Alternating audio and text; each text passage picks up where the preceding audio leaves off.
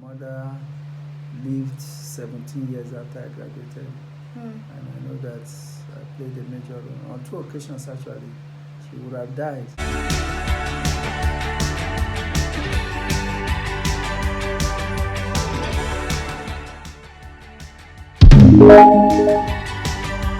Hi guys, welcome back to my YouTube channel. I'm Osas, your host on Everything Student.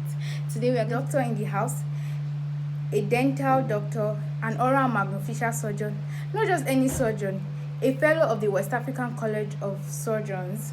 He is the CEO of the Good Smile Innovation Africa, which deals with free and palate cleft surgeries. You can get it all free all over Nigeria, all over the world basically. So we'll be having with us in person of Dr. Osodin Timothy. Thank you so much, Doctor, for joining us on Everything Students. Thank you for having me. Okay, so what would you say your childhood was like? It was interesting, and at the same time it was rough. Oh. My parents didn't have so much to send me to school, especially the tertiary institutions. But primary and secondary, they tried their best. But at the tertiary, the university level, it was a lot of challenges. But because of determinations on my part, they didn't have any choice than to succumb. Wow. And we roughed it all through, but eventually became my friend. Wow, he rocked it all through. That's nice. So at what stage did you realize that you wanted to be a medical doctor? Right from when I was in primary and secondary school, I always liked, I used to sick a lot, maybe malaria, maybe teenager level. And then I remember if I go to University of Benin Teaching Hospital, I used to have some white doctors, or even black doctors. They would like to look at my conjunctiva. Wow. So that was my driving force. Wow. I didn't know what they were looking for then anyway, but I enjoyed that gentle touch of a doctor. So Enjoy the gentle touch of a doctor. That's so nice. So when your parents realized, when you told them that you wanted to be a doctor, what were their reactions? How did they feel? How did they react? They were like, and they don't have money. What went through their mind? well, I don't know what went through their mind, but one thing was clear was that, of course, if they have their way, I should not just only go to university. I should go to a postgraduate training. But because of the finances, they declined to that request, just simply because of the finances. But of course, they would have loved I go to university. But as I said before, I insisted that I must go to university. So even without their consent, I have to get a JAM form and get entrance into the entrance examination to the university. Until I got the admission and I showed it to them. And of course, they didn't have a choice than to go and look for money. At least the first start. They said that the beginning of a matter is always the most difficult part. You can say that again. But we started it and it ended. How it ended, I cannot say, but I knew that at least eventually ended. And so now that you have graduated, how was their reaction? Did you play any major role? Did you play any major role in their life being a graduate? Not just any graduate, a medical student graduate. Did you play any major role in their life? Yeah, certainly I did. And I want to say that, of course, I took care of my father. Even though my father, after I graduated in 98, and by 2002, I lost my father. So for a period of 4 years, I also enjoyed a little part of his labor. And then my mother lived 17 years after I graduated. And I know that I played a major role. On 2 occasions, actually, she would have died if not that she would go and stay in a herbalist or native doctor's home, with infections and all that. I would drive all the way from Abuja to Edo State, pick her from that place, and drive her back immediately that same day. I did that twice on two different occasions. Pick her in a critical condition, drive home, pick her in a critical condition, take her to the hospital immediately. So on two occasions I did that. And of course they prayed for me. Both my father and my mother, they prayed for me before they died. So it shows that they were happy with me. Wow. So you see, nobody really bothers about how you start or whether you don't start. It's the ending part, it's the success stories that matter. Or the gentle soul rest in perfect peace in Jesus' name. Process of your medical school. Did you fail? Were you discouraged? Or at some point, of course, you said your parents don't have money. You could not pay for medical exams and all of that. Did you experience any of such? Yeah, I failed severally in medical school. So fail is almost like normal. You failed. Of course, you will see the exams, and in one occasions I repeat a whole year. But those are not. They are not problem. They are almost normal in a medical.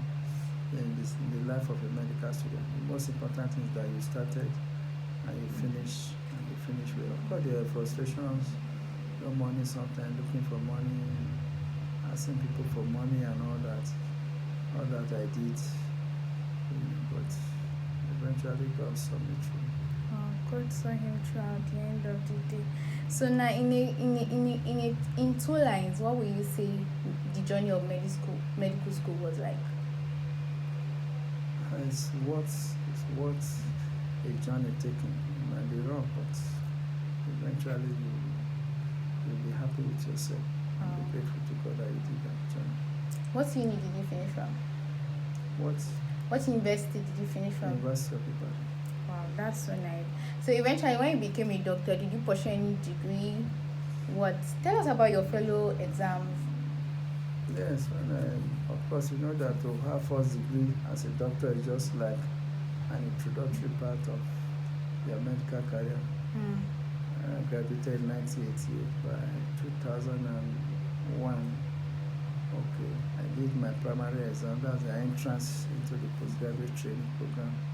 And in 2005, I started my postgraduate training at the National Hospital Abuja.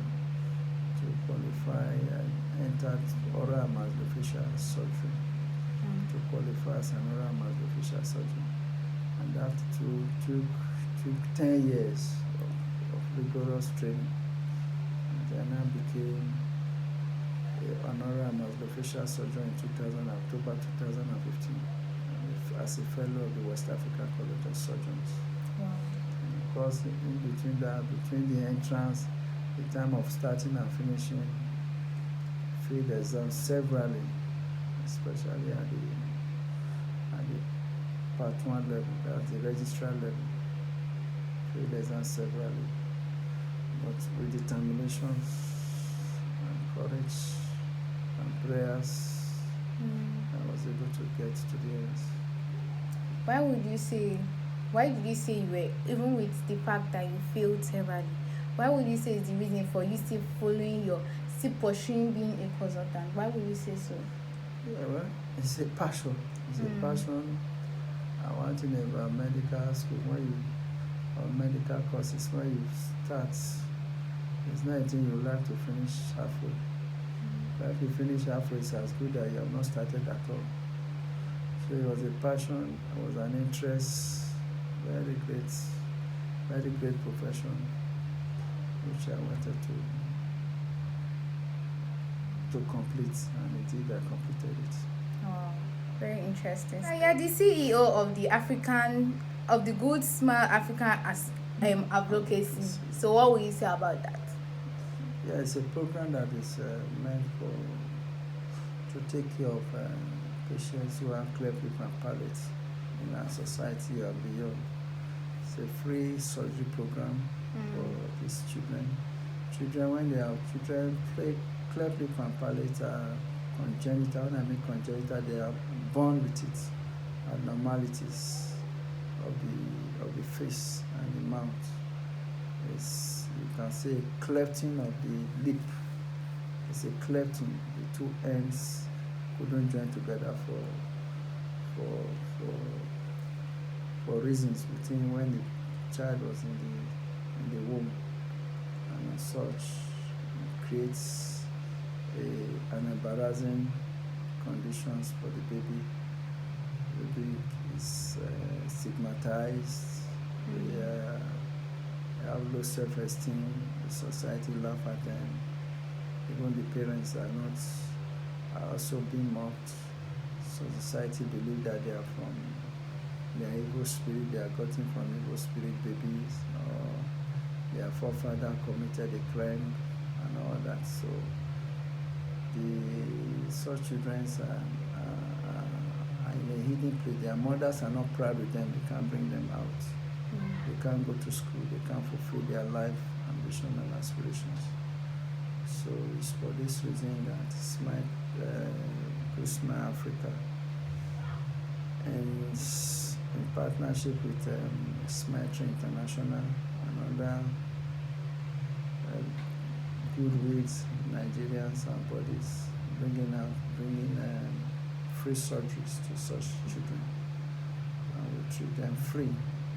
We don't pay anything, no hospital charges. Even drugs, we give them drugs and all that. So, just to make the children, it's wonderful. The results are always very remarkable. I tell you, operate those patients, they are able to come back to their normal life. And the parents and the baby are happy for it. So it's a very good, humanitarian program for patients who are cleft lip and palate. And of course, if you have a cleft palate, you also affect the speech. Because your tongue need to seal up with your palate to be able to pronounce something. So when a baby is born, the palate is cleft. The tongue cannot have a closed seal, so you cannot pronounce. And also difficulty to feeding, so it's also difficult, because if he eats, it goes to comes down from the nostril.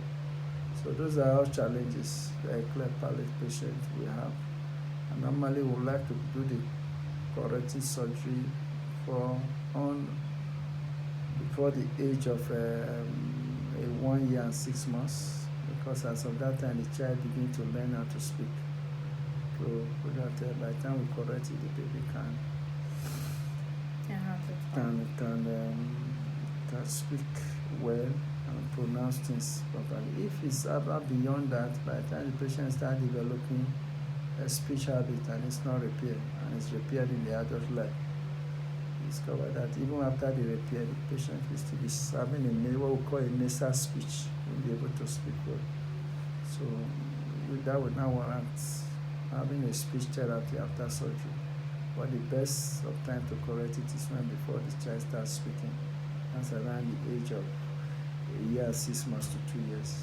Your own contribution can just be sharing it. Tell somebody about it. If you know somebody about it, give them a call. We'll be dropping their email right down below, so you could give them a call, send them an email. Your own contribution to the society and your own contribution to this good innovation can just be to share it. Make sure that you contribute just by sharing it. You have saved a soul.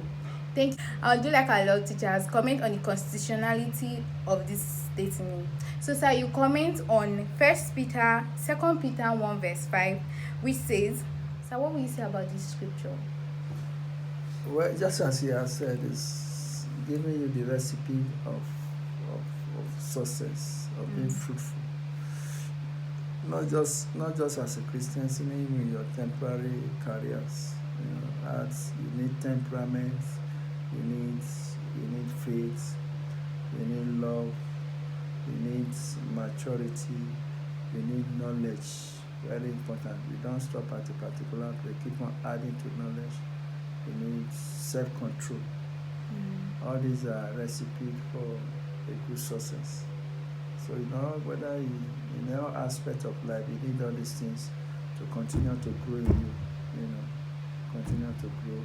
You continue to study. Continue to improve. You don't stay one bus stop. Continue to move and eventually, he said that if these things are found in you in great measure, it makes you to be ineffective. It makes you to become unfruitful and productive. Yeah, just like you now. Probably if you didn't pursue your fellow of surgeon now, probably where they are doctors, he's a doctor after all, but he still went ahead and pursued being a consultant. But now that probably if he didn't pursue being a consultant, where other doctors were talking, there is a level to which he will talk. So please go Exactly. forward, go higher, keep aiming high, keep dreaming big. You are not too small, no matter how it is. You just start, and you see that one way or the other, you have some success story to tell. So, sir, in our closing statement, what will you advise youth and what will you advise medical students in general? Okay, for youths, I was lucky. I know the Lord early enough, at least Mm. at 100 level, so I could. That gives me a lot of advantage where I could wither the storm. So I wasn't alone. God was with me all through.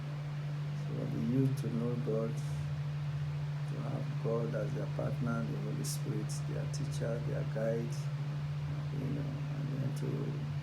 and then to set aside the things of the world and pursue God. To pursue God. As a youth, you are supposed to you are supposed to pursue the course of your life. It's not time to be looking for money. It's time for foundation. You need to do a good foundation for yourself, both spiritually, academically. Read your books, go beyond what you are taught in class, read your textbooks. Remember those days when we were preparing for exams and all that. We read textbooks and then begin to answer all the questions behind the book, behind every chapter. So go beyond what you are taught. Don't be carried away by the flashy things you see around. And do not lie, just be focused and pursue your goal. And at the end of the day, and as you grow spiritually, as you grow maturely, the Lord will bring your dream to come to pass, and you'll be happy. Amen. Amen. And for the medical students, Work hard. If you fail, don't give up. It's part of the journey. Just work hard, and then after your undergraduate program, and pursue a postgraduate training. If you really want to practice as a doctor, you need a postgraduate training. That will give your practice a beauty. So you need a postgraduate training to run it, so that your medical career can be complete. Without a postgraduate training, you are not yet complete. yeah, let me briefly share with you a story before we finish this episode. So like a student, okay, I was the one. I was in Bingham at that point, and then I went to this clinic. My dad followed me to the clinic, and then this guy sat down like, okay, you're welcome, sir. Like every normal parent, come now, what's up, sir, you're welcome. And then he stretched out his hand. I was like, I'm a fellow of the West African College of Surgery. And this doctor stood up. When I got to the hostel, I was telling my friend, I say, Ena, you must be a consultant too. So what does this tell you? Imagine if it was you and your child like, come on, daddy, this is you. And then your child is happy and all of that. So you don't just think about now, you think about the future. Thank you so much for joining us. I hope you are inspired. I hope something in you stirs up to not just pursue averagely, to stay higher, to go higher. And I pray that as we go on this journey, the Lord will help us and strengthen us. Thank you for joining us with Everything Student. Please comment, please leave a comment down below, share, and subscribe. Thank you so much for joining us on Everything Student today.